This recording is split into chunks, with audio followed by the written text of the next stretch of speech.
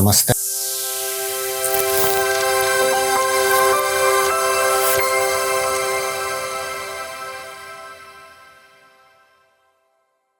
Wishing you all a very, very happy Diwali, and I hope everybody is having a good time during Diwali. So it's a festival of colors and lights, and when I say lights, it's not only about the lights we put outside the house and we decorate the house with lighting and diya and lamp. It's also about the light inside. So you illuminate the light within you. If each individual on this planet starts to do this, the world will be a better place, full of light, isn't it? In our last video, we spoke about stability and stillness. And those questions in the comment section where a lady asked about how do we actually achieve this stability and stillness. Previous to that video, we spoke about the 4 wheels of life. So today, we're going to talk about in details how do we achieve stability and stillness of mind and body, and what are the factors responsible for it. We will talk in depth, and also we will also share more detailed description about the process. So when we talk about achieving all these things within us, it's not something like a capsule or a tablet and you pop in that thing and suddenly you become still. No, you have to make an effort. It's an internal effort. I won't even say internal, but it is an effort from all different sides. A lot of things would be responsible for it. So all those things which are responsible to it, we will take a glimpse of all these small little things and accumulate them in one place and figure out the solution to reach that stage. So stillness and stability happens with 4 different aspects of life. The body, the mind, the energy, and the emotions. These are the 4 things again, which if you take care of this, you will achieve stillness and stability. In yogic science, we call it Sva-Adhyaya. Sva-Adhyaya means self-study. So when you do a self-study, I have broken down into these 4 parameters: body, mind, energy, and emotions. So this self-study, you can do it for yourself, and let's figure out what are the different factors which is responsible in these 4 points or the 4 wheels of life that we can break down into, and one by one you can look into these 4 different wheels of life. So we have 4 different points: food, then we have exercise, then we have sleep, and then we have hygiene. So when we talk about food, what is meant by food? Food is everything that you can eat. Not necessarily everything that you can eat is not food. Yeah. Food is something which is like a fuel for your body, right? When you take the right fuel, the right thing happens within your body. If you have a petrol car and you're putting diesel or kerosene into it, do you think it's going to run smoothly? No, it's not. Maybe after a few meters or few kilometers, the engine will start giving you black smoke. So same is the body. For body, you have to put the right kind of food, right? What is the right kind of food? The food which comes from the nature, which is made by God. If I have to just simplify the food, anything which is made by God is food for your body. If you have broken down into something else, it is refined, right? For example, oil, it's still refined, it's the second stage for food. But the first stage of the food is what is made by God. If you just differentiate this thing in the context of food, you will exactly know what to eat. So look at something, if it is made, for example, dates, mangoes, apple, guava. These are made by God. So that's the food for you. Vegetables, these are made by God. What is not made by God? Pizza, burgers, cheese. These are not made by God. It's very simple thing. You don't have to be a scientist to understand what is food for you. Animals just smell something and they know exactly what is to be eaten and what is not to be eaten. And you and I, we have to read books to understand what we should eat and what we should not eat. You simply look at the food. If it comes very easy to your eyes, that is something meant for you. That's designed for you. Yeah. So in other aspect, anything which is sattvic in nature. One more very wise point I would share with you about food is, look at the food, If it is very close to your evolution process, for example, meat, flesh. If you are eating flesh, those flesh has got, emotions into it. Any animal which has emotions, you should not eat them, because then it is very difficult for your body to digest that thing and make it a part of you, right? So food, again, is something which is very easy to differentiate. Is you look at it, if it is furthest from you on an evolutionary scale. For example, plants doesn't have emotion. It is very further from you on the evolutionary scale. But an animal or a mammal, which is very close to you on an evolutionary scale, you should not eat them. Yeah. The moment you try to eat a mammal, it is very much difficult for you to make it a part of you. For example, a cow. A cow is full of emotions. So you should not eat anything which has got emotions. Otherwise, it stays in your body. Those emotions that you take from the animal stays within your body and disturbs your stillness. Everything that I am talking to you about today, the focus is to maintain a stillness within yourself. So only one aspect will not help you. For example, meditation is not going to help you only to be still in life. You have to look at other angles, the kind of fuel that you put into the body. So food is an important factor. Now we have spoken a little bit about food. Let's come to the other point, which is exercise. So when I say exercise, you also have to figure out what kind of exercise. So is running a good exercise? No, it is not. Why? Running was never recommended. Walking was recommended. So you walk. You can do a brisk walking. It's absolutely fine. The moment you start to run, it has effect on different organs of the body. So exercise is there. Like for example, in the yoga, we have asanas. So asanas are scientifically designed for each and every muscle of your body, right? Also, one important point I will share with you is about the walking. So when you're walking, there are calf muscles, which gets exercised. And these calves are your second heart. So you have a heart here. The second heart is, within the calf muscles. So when you do walking, when you're walking, it's like you are activating your second heart. But when you are running, that same heart gets a lot of pressure, right? So imagine if your heart is, pumping like this, like very fast, because you're doing, some kind of very strenuous exercise. So these very important things, exercise, you also choose carefully. What is that you really want, right? Okay, now we come to the third point, is about sleep. So it's a very controversial one, the sleep especially, because most of the people talk about 8 hours of sleep. The doctors in the West, they keep telling us 8 hours of sleep.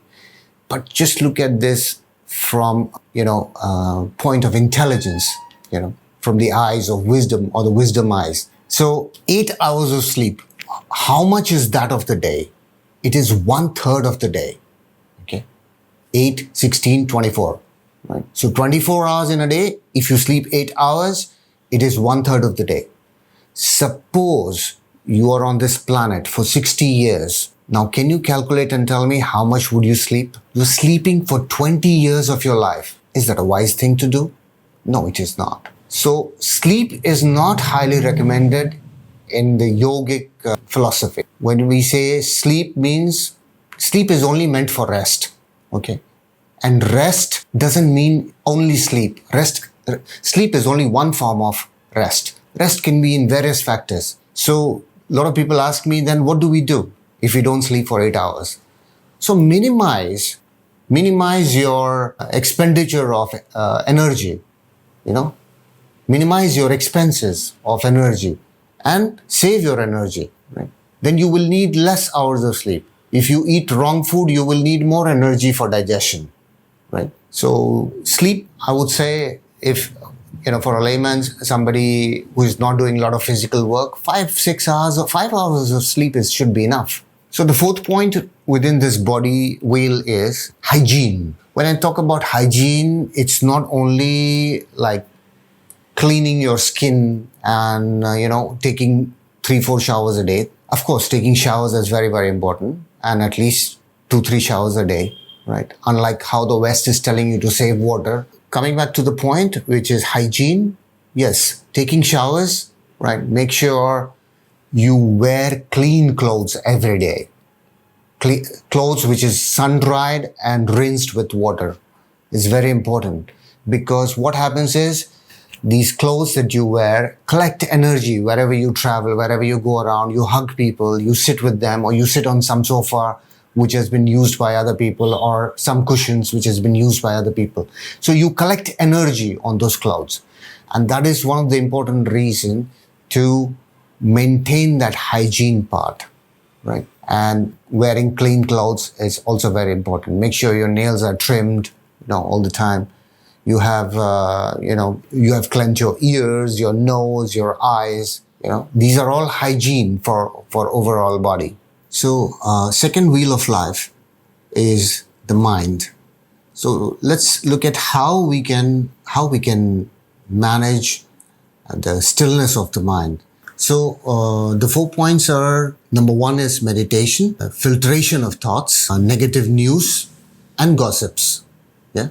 So when you talk about, say, meditation means you wake up in the morning, right? Recharge yourself in the Brahma Muhurat, which is any time between 3:30 to 5 a.m. You can choose half an hour, 1 hour, whatever is comfortable for you.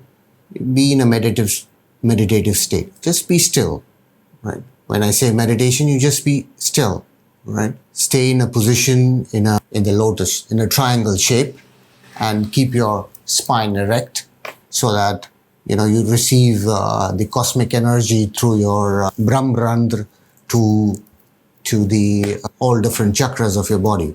Yeah. So that's an important. Just stay still. A lot of thoughts will come to you. Let it come. Yeah.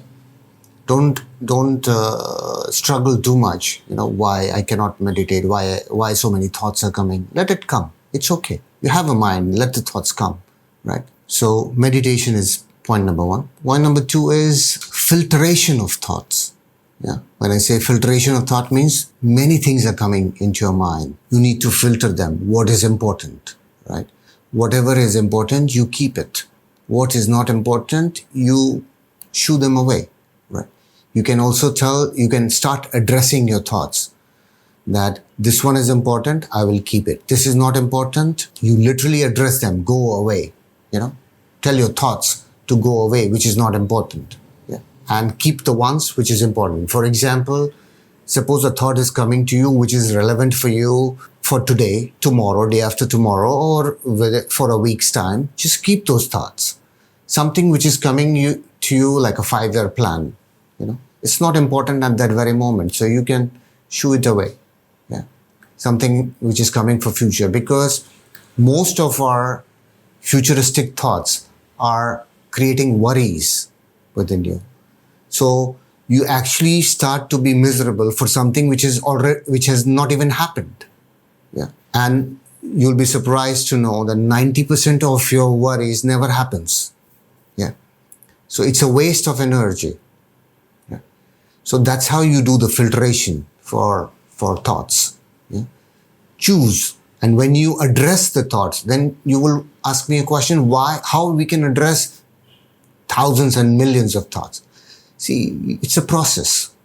When you start to do it day by day, ultimately after 5-6 months, you will have very limited thoughts which you have to address, because most of them you have addressed it already by then. So when you start doing it, don't don't lose your hope that how can I do with so many millions of thoughts. How can I address every thousands of thoughts coming to me every day. Go step by step. So that was about filtration of thoughts. Number 3 is negative news, right? And anything. So this negative news and all, I'm talking specifically about the media, right? When I say media, stop watching television news, especially because most of the news are driven by commercial forces. They decide what they want to show you. They decide what to run through your mind. They decide which advertisement will benefit them. They decide what you should eat, what you should drink. So when I talk about negative news, that's what I meant. And newspaper also. Don't have to read all this negative news. You wake up in the morning and the first thing what people do is fill themselves with negativity, by reading the newspapers or watching TV news. Stay away from all that stuff. If you have to, do it late in the evening, when your day is almost getting over, right? Then if you have to watch it because you want to update yourself with the world things, then you can watch the thing. Number 4th point is gossip. So when I talk about gossip, I think everybody knows what gossip means.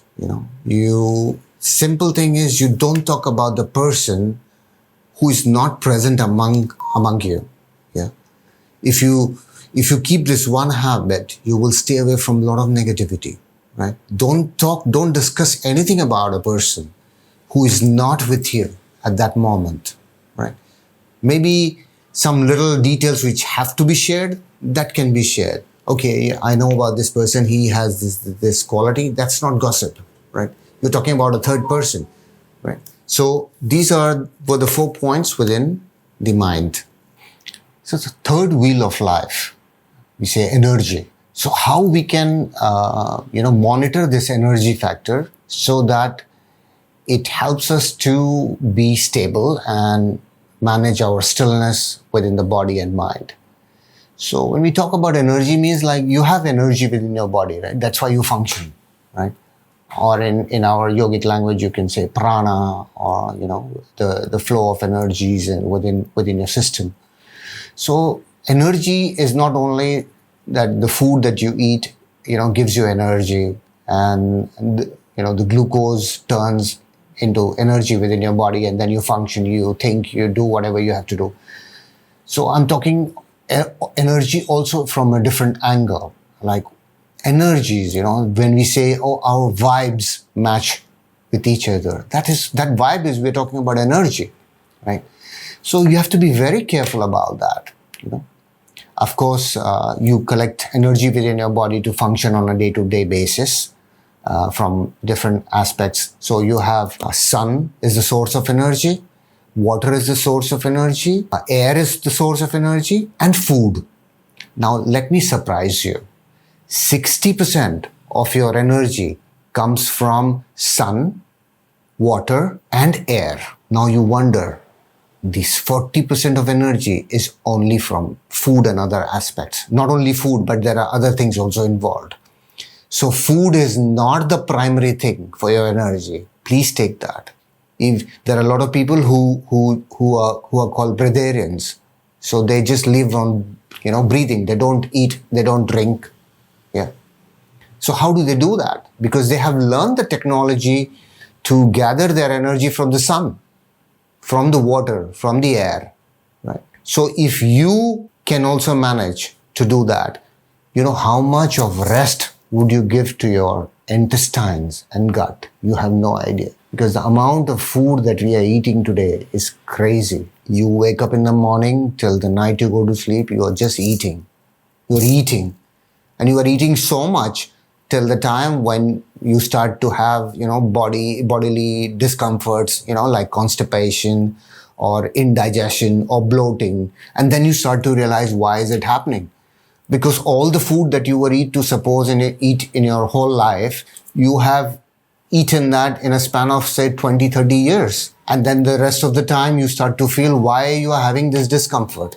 Because you're not giving rest to your body. Our ancient science and generations were much, much more wiser. So they fasted after 15 days, and that's called Ekadashi. On Ekadashi, your digestion is the lowest, and that's why they always told you to fast on Ekadashi. So your body gets rest, and gets rejuvenated for the next time. Let me tell you some more thing about this digestion factor. See, a body in one time can do only one thing. Either it can heal your body or it can do the digestion part. So suppose you are keeping your body busy in digestion, 15, 16 hours of the day. Where are you giving time for the body to heal? And that's where comes the intermittent fasting technology. Yeah. So it's very important, at least forget about 16 hours, at least give 12 hours of rest, to your gut. If you have eaten at, 8 p.m. in the night, please don't eat till 8 in the morning. Minimum 12 hours. The best is 16 hours. So technically, you should keep your stomach busy only for 8 hours of the day. And that ideal time of 8 hours is 10 a.m. to 6 p.m. That is the time you should keep your body busy with digestion. 10 to 2 is the best. This is the time where you should eat all these, meals in the restaurants or go to somebody's house for, when you're invited, then you can eat food and still your body can cope up with that digestion fact. But if you go to 8 o'clock at somebody's dinner, somebody's house or on a party, 8 o'clock and start, stuffing your body with food, the digestion doesn't happen in the night.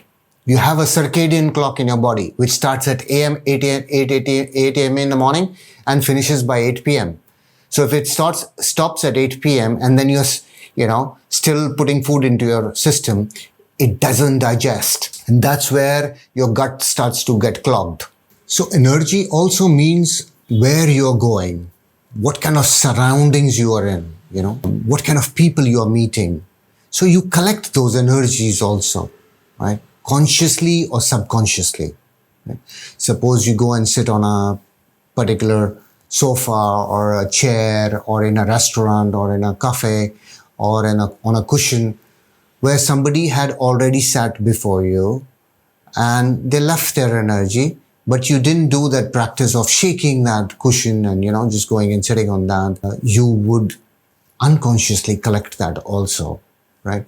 So I'm talking about that, where you're going, whom you're meeting, what you're doing. This also is responsible for the kind of energy that you accumulate. So why not accumulate positive ones? Go to the temple, sit there. Why we sit under a temple where the roof is like the pyramid shape? Most of the temples are like that, where it's a pyramid shape. The pyramid is responsible for attracting that energy from the cosmos and then distributing it within our system. That's why when we sit also, it's a triangle position. And in the triangle position, you receive the maximum cosmic energy. Yeah.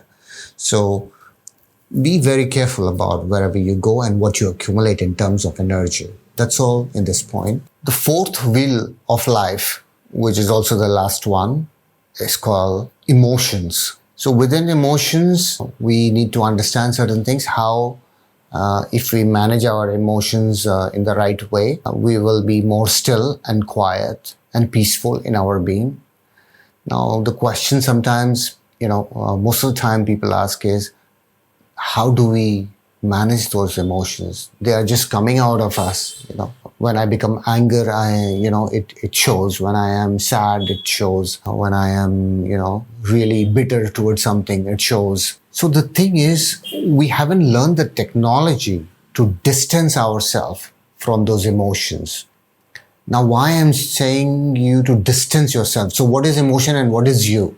Okay, let's understand this from certain points. When I say me, what is me? And then I say my body. Okay, so what is me and what is my body? Okay, do you ever say me body is having pain, or you say my body is having pain? Yeah, my mind is driving me crazy. Do you ever say, me mind is driving crazy? No. Why do you say my? So now understand for the other things, the material things. You say my phone, my house, my car, my bike, my money. Is this you or it's a belonging? It's a belonging. Similarly, when you say my mind, my body, my emotions, these are also your belongings. This is not you. Like the phone is not you, the money is not you, the car is not you, right? Has it ever happened that you sat in the car and the car drove you wherever it wants? No, you drive the car because it's a belonging, right? Similarly, when I say my mind, I have to understand this is my belonging and I have to control it. You don't say my mind is driving me wherever it wants. Okay? Most of people say my mind is driving me crazy.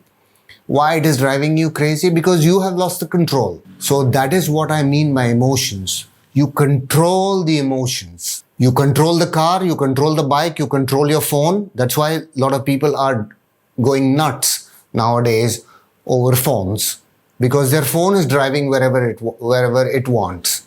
The phone is driving you to the reels, the phone is driving you to the social media, the phone is driving you to all kind of things. You don't control it anymore, right? So similarly, for any emotion, it doesn't matter what your emotion is, whether you talk about anger, sadness, depression, whatever you can name it, negative emotion, everything, you are being in control by those emotions because you have allowed it to happen. You have to get back and control those emotions again. So when you start controlling the emotions, you will be able to attain stillness in life, because then you will consciously choose positive emotions.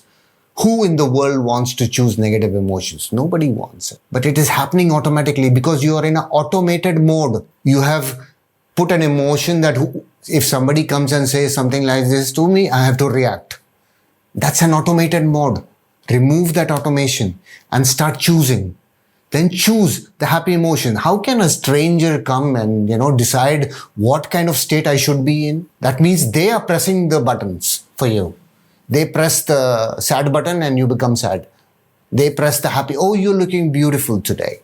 And they press the happy button and suddenly you are happy. You decide when you want to be angry, when you want to be sad, when you want to be happy.